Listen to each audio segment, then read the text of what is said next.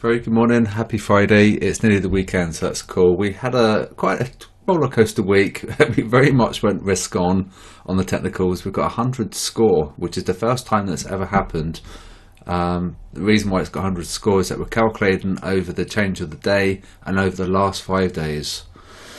And everything's got, it's risk on basically. But I was wondering whether or not it might be an idea to de-risk if you were long, because the idea of this QDB system is that we're going to buy when we're nice and low, and then we're going to de-risk. We're going to scale out, take profit when we're high, and we can't get any higher than that. The idea is the QDB system for me, my approach to the trading is to buy if this is green and that's green, right? And we weren't green all week, we were red. That tells us that they're herd are net long. Okay, so I might have to adapt my approach when this happens again. If a big geopolitical risk happens, where I will be looking at the 24-hour change with this. All right. So before I was looking at that, but no, next time we have like a huge risk event, I'll be looking at this with the technicals. Okay, so that's like a little adaptation that I've got to the system, is that I would normally wait for the herd to be flushed completely, but that was a really good buy the dip indication, and we were starting to slow down on their bias. They were reducing their volumes, and they were going less long. So that action, less long is more short, and if they're more short, then there has to be something to take the other side of that trade, that transaction. So what I'm going to do, still going to stick to this setup where I'm going to wait for that to be green, wait for that to get low, then I buy the dip. But next time we have a big geopolitical risk, like a huge deal, and it looks like, World War III is going to start or something, something major, I'll be looking at that in combination with the technicals. So that's just a little change to my approach about buying the dip, because I missed out this week because I was waiting for this. All right, and then there was actually a massive potential to get a nice early entry on the 24-hour change. Okay, so that's what I'll be doing next time. But I think by the way it's going is that we'll probably be risk on at the big picture this sell on Monday. Okay, so it all depends what happens today, because they might want to go long because they're looking at price action and they think, oh, this is looking quite bullish, I'm going to buy. And if they do that en masse, then it's going to impact the big picture. All right, so it's all about the positioning of the retail guys today. And also it might be a good idea if you were long to de-risk, because we can't get any higher than that, and it's a really good trade. You buy low, sell high, okay, using that technical risk calculation. QDB scores. What's the top? Let's have a look. Aussie, Aussie CAD, Aussie swear, swell. So these are risk on indications. Dollar CAD, Euro Oz, Pound Oz. The fact that these are down here is also risk on as well for sells, because you've got strong Aussie. CAD's got to be a little bit careful because you've got the oil component in there. They shorted yen. That's just been going up and down like a whipsaw this week, so be careful with the yen.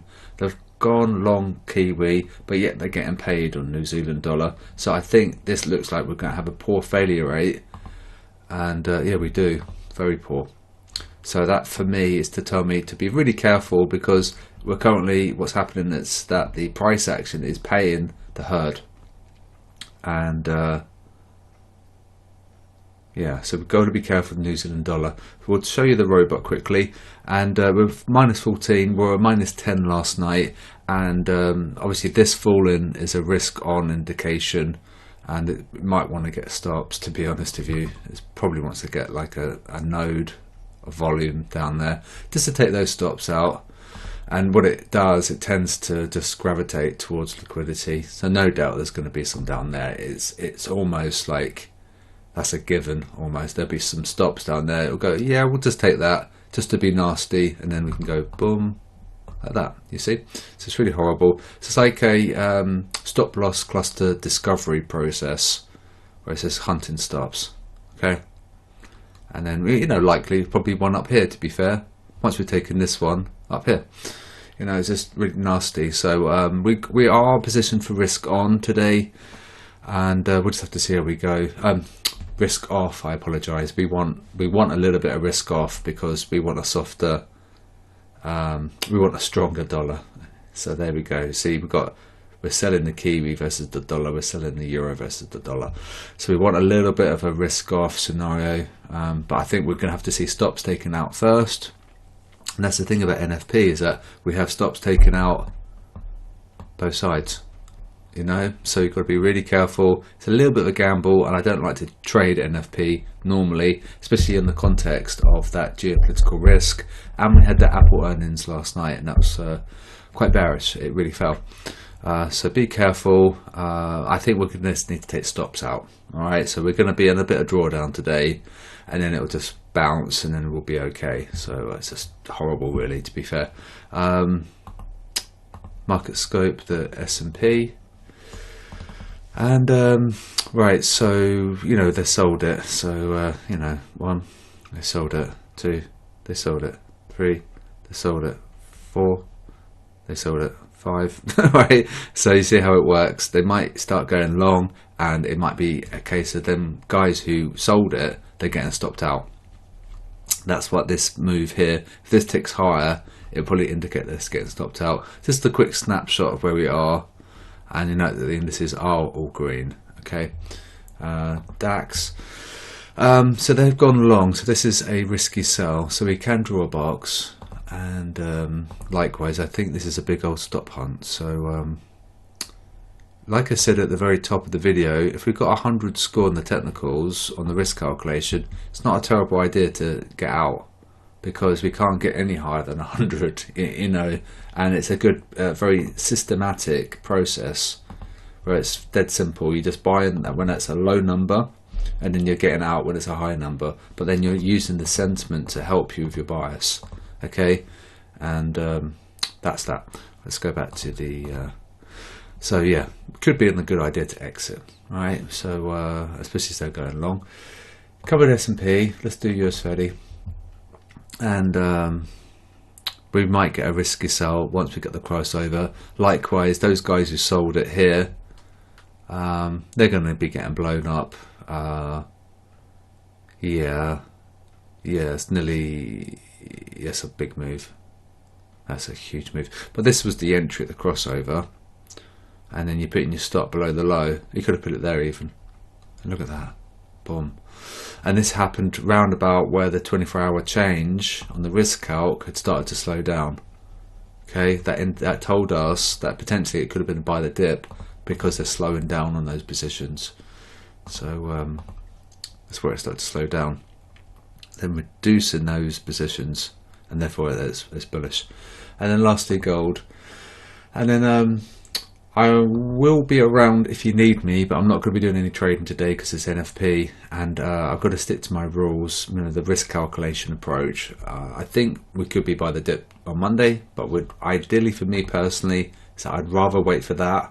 But we could have, in hindsight, used that to get the dip. Okay, and then so really just. I won't be around much, but if you need me, you can just message me and then I'll get back to you. But there's the stop loss cluster for gold, and we're just consolidating. And like I said about the Euro Aussie, there'll be some stops it wants to raid, because it's NFP. It's likely going to be a stop loss cluster here and here, up to take that, down to take that, and then it's just pretty nasty business. So you can see how it's a little bit untradeable, because we're just kind of going sideways. We did make a lower high, and you could probably argue lower lows here, so slightly bearish perhaps, but look at a higher low here.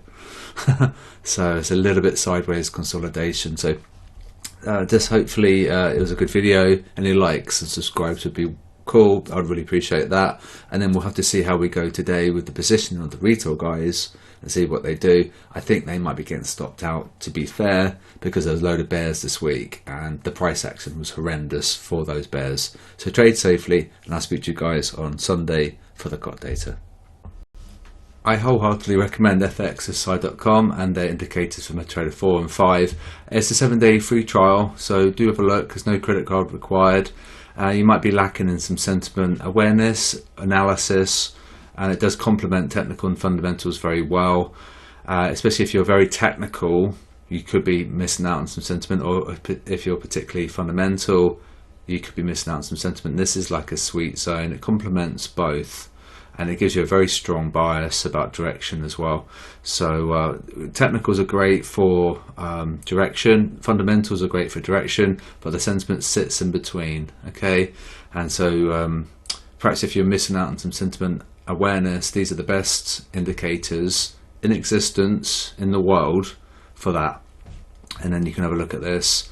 You've got a 7-day free trial, and you've got your order book, and you've got your indicators, including the ratios, which are amazing.